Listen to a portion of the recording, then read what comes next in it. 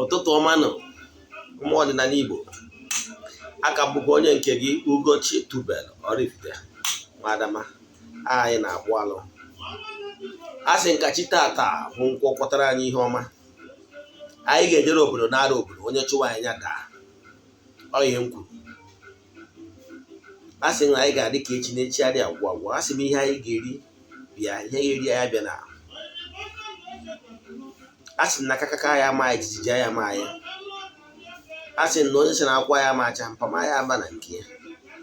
Onye fly lụta nwa ya nwụrụ anwụ, ọzọ ya nwụ. Onye gwọrọ anyị ọgwụ ya sara ọnụ sacha n'ọnụ ya nwụrụ. Ọyị nkwu. Ekwazi m sio onye si anyị nwụọ onye anwụọ ka anyị jee akwụ ya. Gọzie ndị na-agọzi anyị ma kwuruo ndị na-ekwulu anyị. A sị m ọfọtiwo ndị ajọ mmadụ ala ndị ilo. Na-agbakwa ezumezu mmụọ niile anyị na ha sosi ya, biko ya gọzie ndị niile, ndị enyi anyị, ndị niile na-echere anyị eji echiche. Gọzikwazi n'ebe ọ pụrụ iche ndị na-abụ ha nweta vidiyo a eshia ya, maka na ihe ọma meelu onye mekwara nwunye di ya, maka na nke o mere ofu onye ama ezu. Na-agbakwa ezumezu mmụọ niile mụ na ha so, ị na-agọzi ndị niile na-abụ ha nweta vidiyo anyị eshia ya, ka ihe ruru nwanne ya nye ruru ya aka lụkọ nwanne ya aka.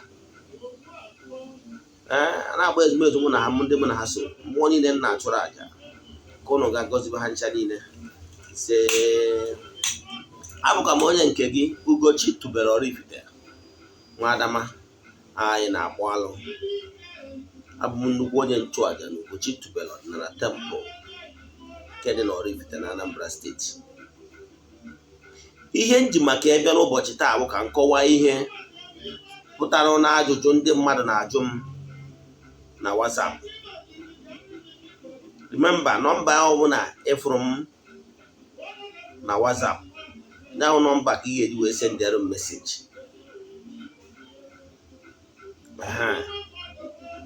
Na WhatsApp ka ị ji enweta m ma ọ na-ịkpọ kọl.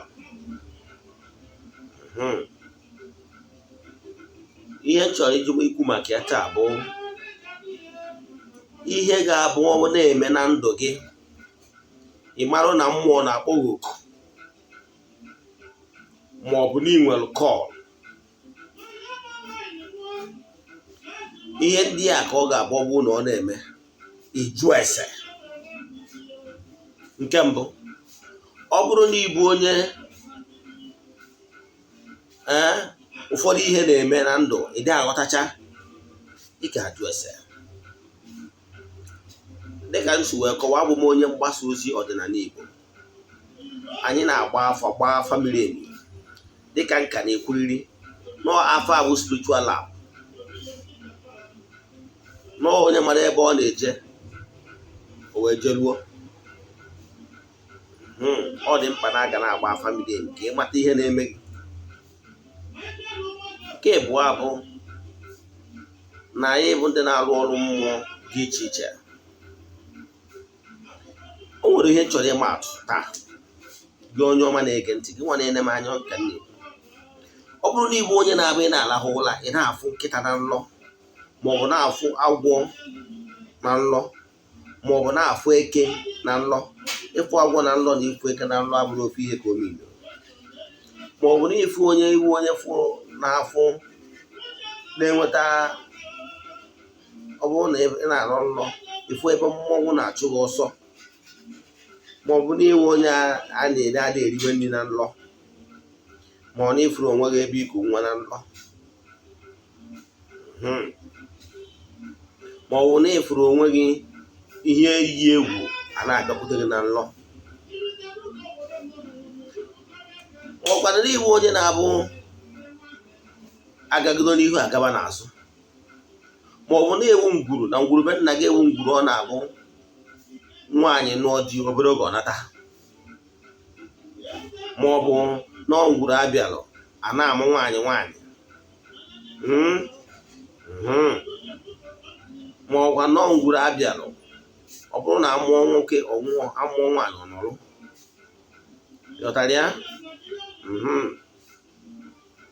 ma ọ bụ na ịbụ onye ngwuru na-enwe aka ntichasị, onwe nwanne ha dịka asị na aka ya esi ike, ọnwa egburu ya maọbụ aka etichasịa ya, ka unu wee rimeri ya n'ọkpọkọ ịta afụfụ. Ị ga-ajụ ese gbaa afa mmiri nke ka ị malụ ihe butere elu. Ife adịghị eme na nkịtị, ma ị bụrụ nwaanyị na-abụ ekwechia gị nkwa, nwoke kwesịa gị nkwa olu ka ọ nụọ gị, okwu adagharịa. Ma ọ bụ na ịbụ nwaanyị na-agba ọnụ di ọ natara be di, nwoke fụrụ n'anya ọnụkịta o meghara ego gị, obido kpọwa gị asị. Ka nke ọrụ ofe akụkọ, ihe a bụ ihe mere mgbe m na-eji ụka ọbịa. Ọ na-adị m mwute na ụdị ihe na-eto anwa na m enwere ike inyewuru ndị agha aka, mana mgbe m na-eji ụka ọbịa mawụrụ m ihe m nwere ike ime. That was n'ọfịs m ka one of my sales girl ka enyi nwaanyị na-akọrọ ya si ya na ụmụ okorobịa 3 anwụọna maka ya. Gịnị ya na-ayị oyi nwere nsogbu, mana ịnwe agha na-anwa ka adịghị ihe eji bịa be ha, onye anwụọ na asidenti. Nwata nwaanyị ji ọnụ ikwu si na ụmụ okorobịa 3 anwụọna na maka ya. Nọọsụ ya nwama ndị mkpa na-amara ihe na-egbu ike ha na niile eje na nke ọzọ ọgwụ ka o je gbata fuel ka o wee gbanye jen, ọ kagodo eji ọ ga-eji bịa mee ego n'isi ọkwọ moto pịagbuo ya. Nke ọzọ ọgwụ ka eji ahịa bata na n'ọfọdụ ofu ọnwa ka ọ bịa ya bịafụ ndị be ha mee ego n'isi nwa asidenti ebe o jere ahịa nwụrụ. Etu aka nke ịtọsimekwa o wee na-agwa nwa ọfịs gel m mgbe anwa na ya chọrọ onye nwere ike ideribia dị ha. Ọfịs gel mechaa na-agwa m ya ihe enyi nwaanyị gwara ya, mana enwe m ihe nwere ike imegbu. Nke ọzọ ọgwụkwa nke ofu one lady kọrọ m akụkọ. Otu ụbọchị anọ n'ime public vehicle den, ọ nọdebere m n'akụkụ, onye ọkụzụ ka ọ bụ. O wee kọrọ m akụkọ sị m na ihe na-ewutie na nwe nwoke bịara na ọ bịara ịnụ ya, na ọ bụrụ na ọ nọrọzie bụ ihe nwutie na ọkaga ụbọchị Naijiria ya afụgogo, ọkaga ụbọchị ọ ya abịa ka ọ kpọrụzie ndị be ha ka abịa mee ego n'isi ya. Ọzi na-ekwudoziri okwu ruo mgbe a si ya bịa ka ọ bịa kene ndị ọgọ tobi. Pụtazi ka ọ bịara kenezie ma di ya bịara ịnụ ya nọ. Di ya wee sị agadi nwaanyị a ka ya na-anụ, agadi nwaanyị a ka ya na-anụ, gbapụ ọsọ. Ọ sị ịma na mgbe ọ gbapụziri ọsọ ahụ, ụmụnne wee sobe oge kere ihe ọ sị na ya ma echighazi na famili ahụ ọzọ, maga m ya ma echighazi nọ agadi nwaanyị a ka ya na-anụ. Mana nke bụ eziokwu na that lady is a pretty young lady. Ghọtara ya? Ọ dị ka asị na-abịa gbanwee ihu ya nwata nwaanyị. Ọ dịzi nwoke na onwe ndị ọzọ na-afụta na nwata nwaanyị a bịara ịnụ, mana onye na-anụ ya anụ na-afụta ihu agadi nwaanyị. Ndị be ha so ya wee bịa yọgide ya chaa si na ya ma anụkwa.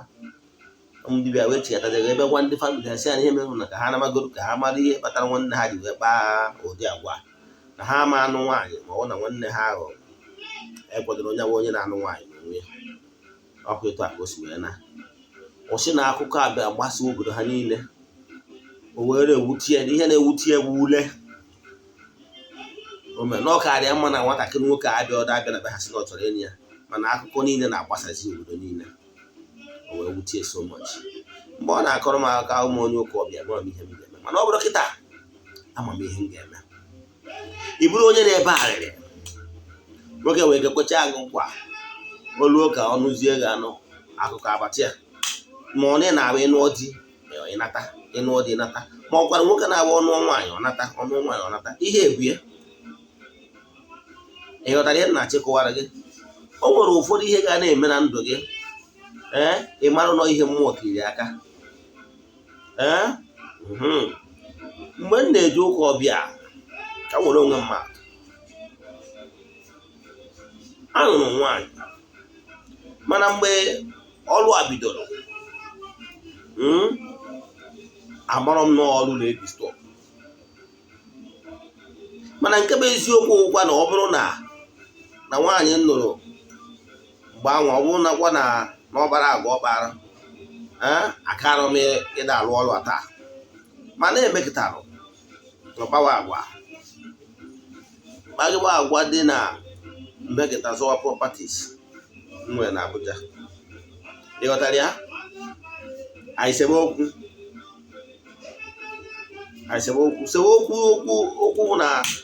na mmadụ ya nwụ megide na-azọ na property niile enwere na aga ahapụrụ ya n'ebe ọ na-adị arụzi ya.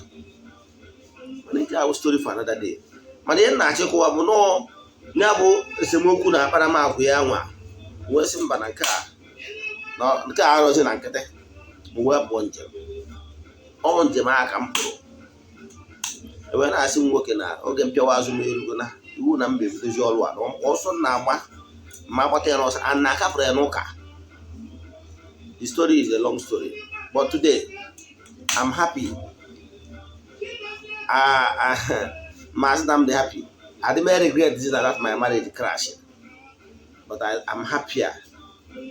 Yes, I'm not my back to my roots.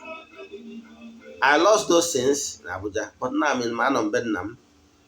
Man, and them on hustle. What I'm Niheni na and I return your back. And today, the thing I lost, them the words that are all coming back. Yen ne gwobuna. Obunu na agboro ọrụ example ni nwoke ma ọ bụ na nwanyị. Ejo na ya alụ wee je baa ụka ọbịa. Ihe ya emeghị. Ihe ga-eme bụ na that's a source of joy. Enwere ya source of joy abụrụ ya husband.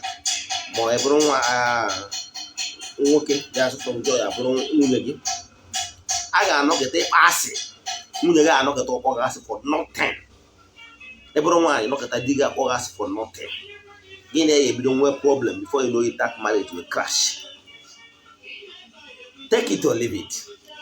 Ọ bụrụ na ya wealth bụ ihe na-emeghe obi aṅụrị, they will take it away from you. Ka i wee chọọ ihe na-eme gị. Ịghọtara ya? Ọnya ka a na-akpọ pịawa azụ ịkarị mmụọ. Ịghọtago? Ha ga-apịa biznes gị awa na-eme ka na-abụ ndị tọrọ na-aga ọfụ n'ire fuse eza ya akọ a ga-crash that your business. Ọ bụrụ na nwaanyị family gị na-live harmony a crash at the marriage. Ka i wee je jụọ ese. Ikwena ka ịtarị mmụọ ruo to that level. Ị bụrụ onye Igbo na-anụ onu a, you are blessed. Ị nọ n'ọjọ jụọ ese iche na ka ịtarị mmụọ bịa. Maka ịtarị mmụọ bịa, you lose what you have. A ga-eme uncomfortable. Ka i wee gaa n'ihu ọrụ gị. Mana ị bụrụ onye na-anụ onu a, ị nụbụrụ ọdị ma ọdụ nwunye. Ịnụ na-eju ese mee ihe dị n'ụzọ gị. Maka na ọ bụrụ na ị lụrụ ọrụ iwu onye akpọrọ ọrụ ịjụ na ihe alụ manwa na marriage, ihe ejikwa ọsọ gbapụta. Because na onye a ga-enye gị ga-abụ onye ga-apịawa gị azụ. That is, you can never get the right woman. Ị bụrụ nwaanyị can never get the right husband. Ha ga-enye gị the wrong person.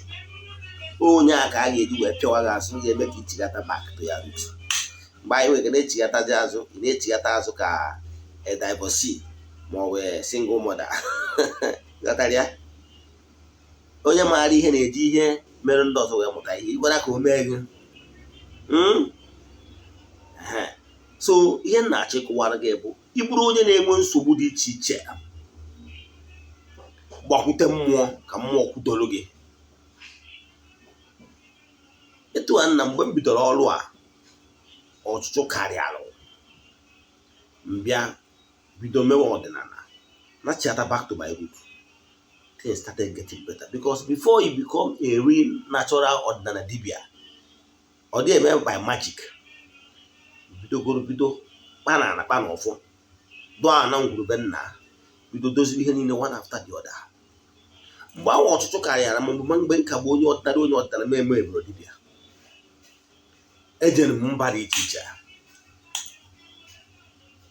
Enwere arụsị dị iche iche nkụrụ mbamba. Enwere arụsị ndị njem gboro egbu.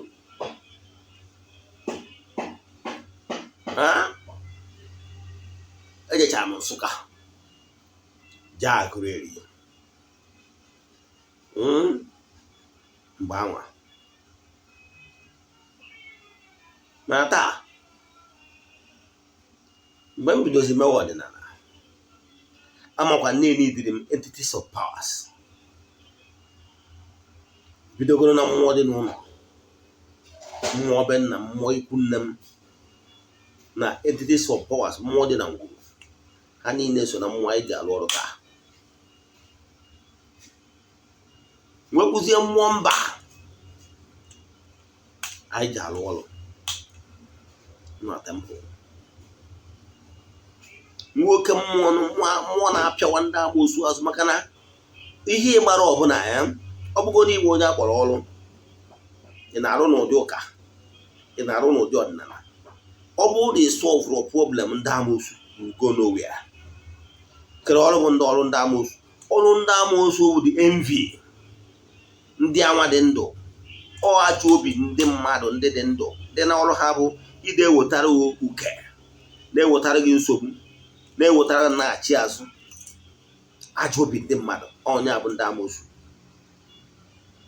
The living humans, ọha ndị soro mmụọ gbuo mmadụ, soro mmadụ jụọ n'agwa, ndị obi ọjọọ, ndị bụ ọka ọ bụrụkwa onye ka anyị ekwu maka ya. Onye akpatalụ na onwero dibịa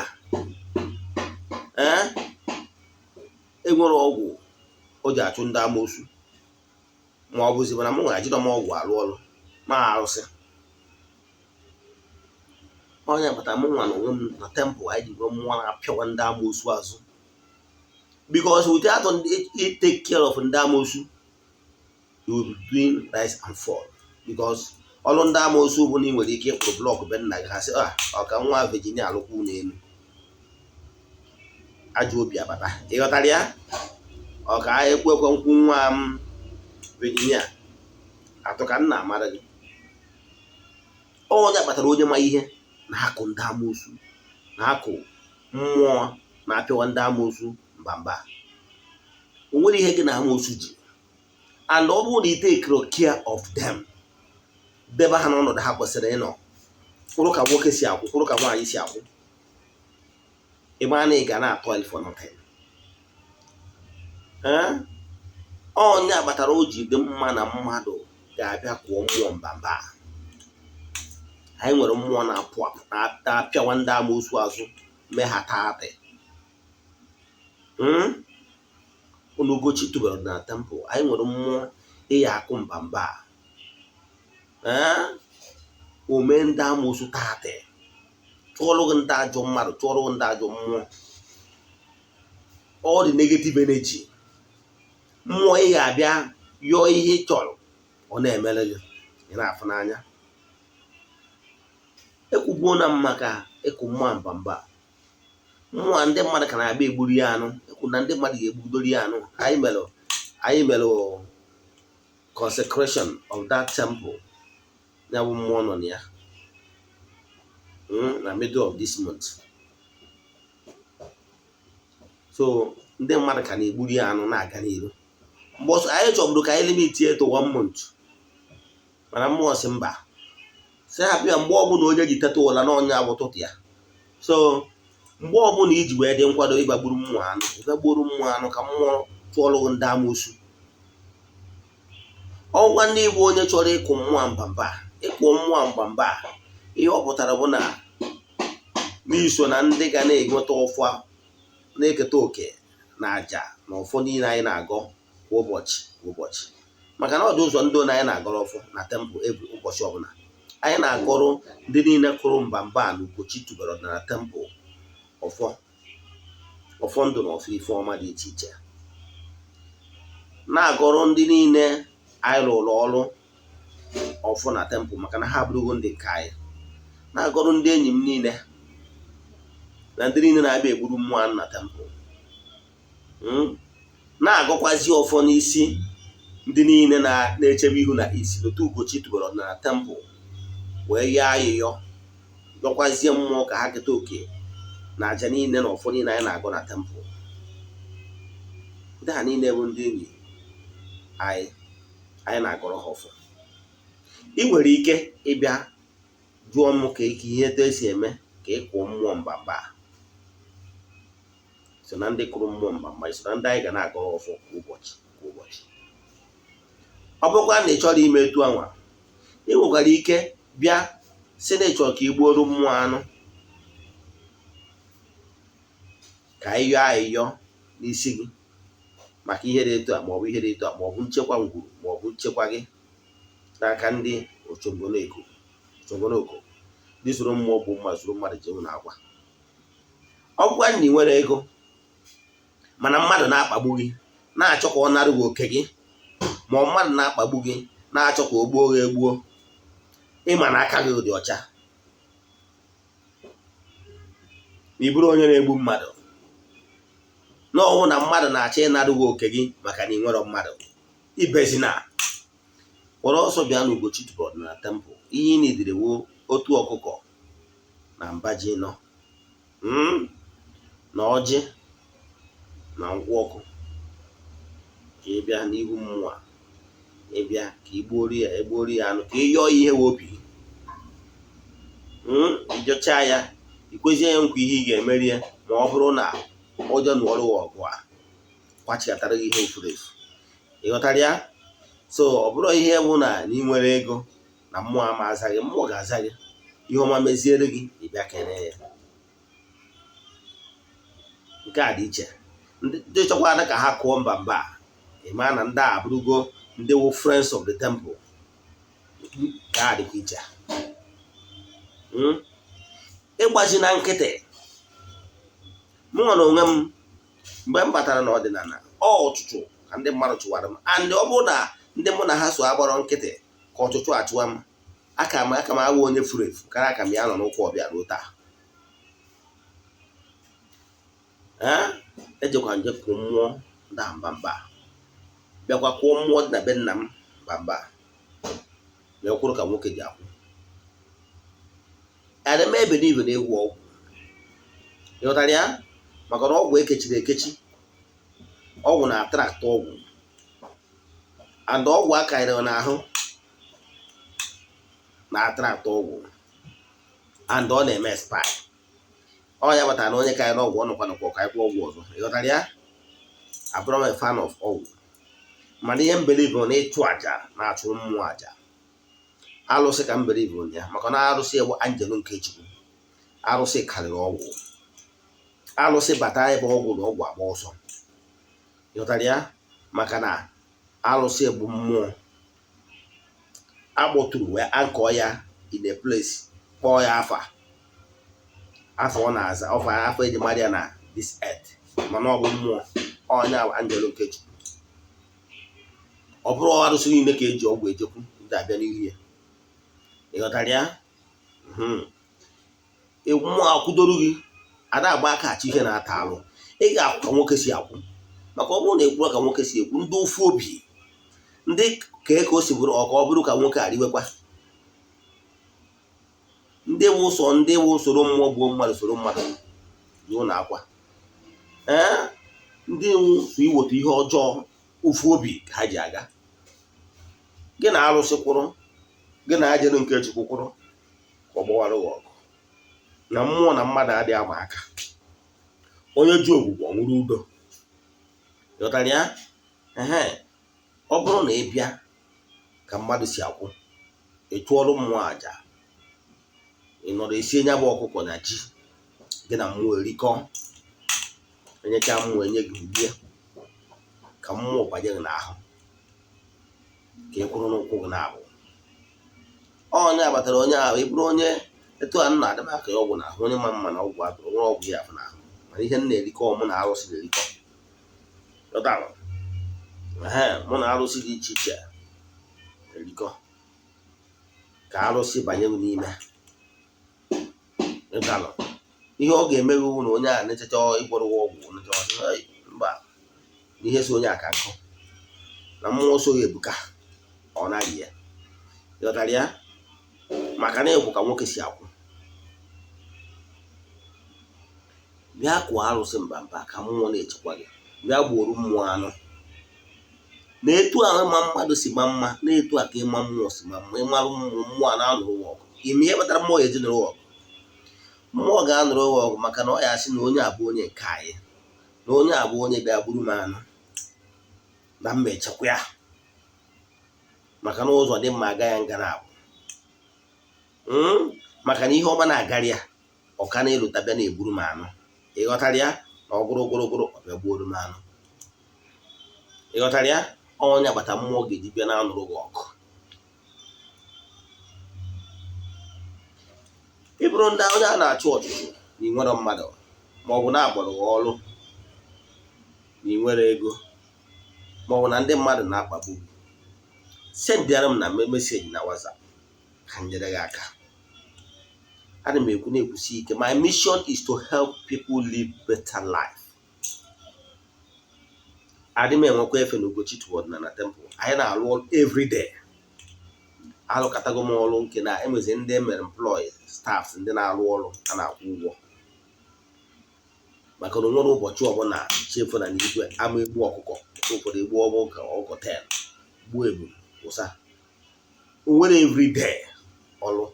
This week anyị nọ na ebukọ ọrụ ndị mmadụ ruo next week. Ịghọtara ya? Kama na ngwo ndị wụ ndị enyi anyị na-agba ọrụ ha tapụtakwa kwam, anyị make sure na anyị squeeze within any day ọbụla ebukọrọ ọrụ. Iji maatụ, ọ bụrụ na ndị na-azụ afịa na ha chọrọ ka mmadụ ka ụzọ dị ka a chụọrọ mmụọ aja, anyị mana ọrụ ha bụ sharp sharp kwam anyị ga-etinye ọrụ ha.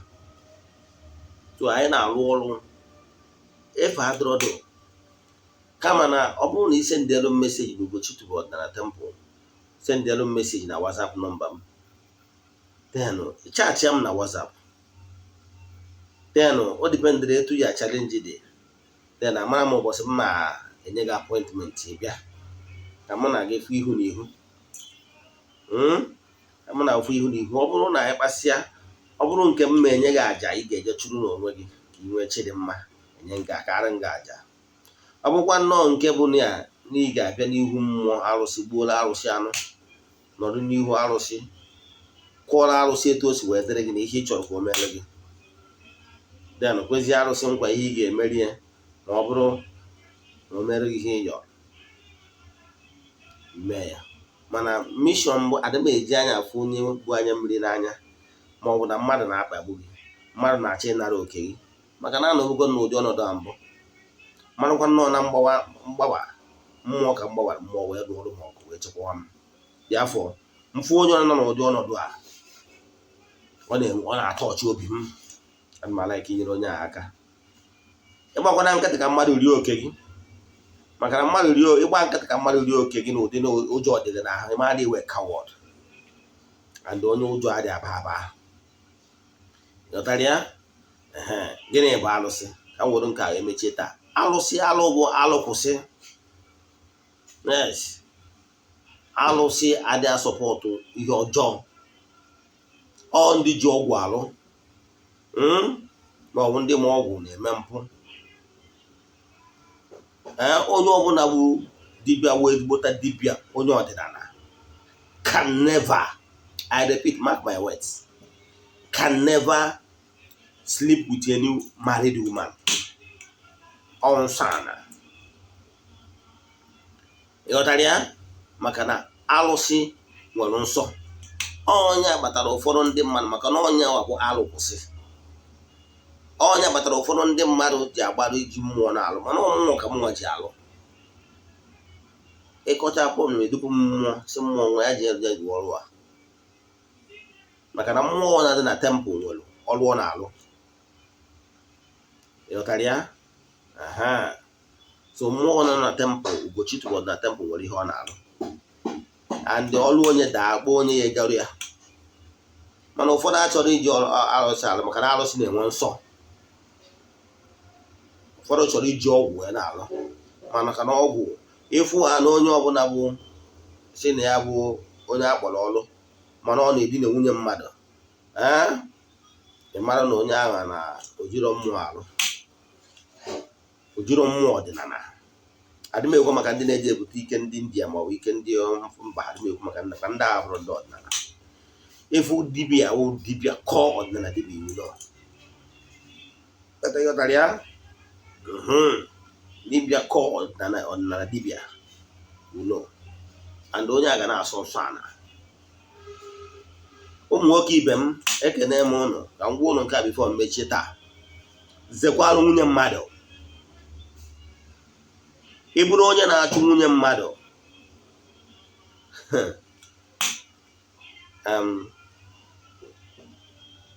ị bịakwara na mmụọ na-apụ apụ nugo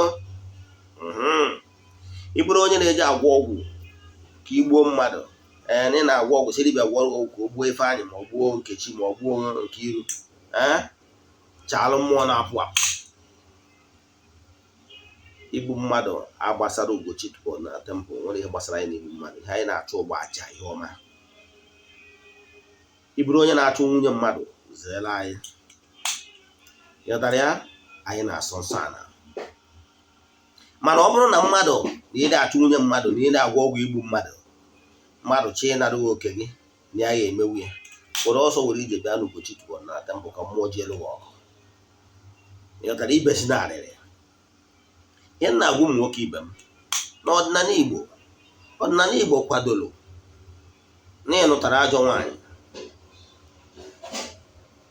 chọrọ iwe ndụ gị na ọ dabara gị na ya na-enwero harmony ọdịnala Igbo kwadoro na ị nwere ike ịnụ more than one wife ịnụgo mana nke a nwunye mmadụ na be mmadụ charịa ịghọtara ya Chukwu okike abịa ma jewe pịawa David ahụ maka na o ji eduru nwunye Uria wee mụtara ya Absalom na Baịbụl maka na o duru Uria je tinye n'ihu si ndị agha si ya etinye n'ihu ọgụ ka agha wee gbuo ya n'agha o wee je duru nwunye ya duruchazie nwunye ya mụtara ya Absalom Chineke wee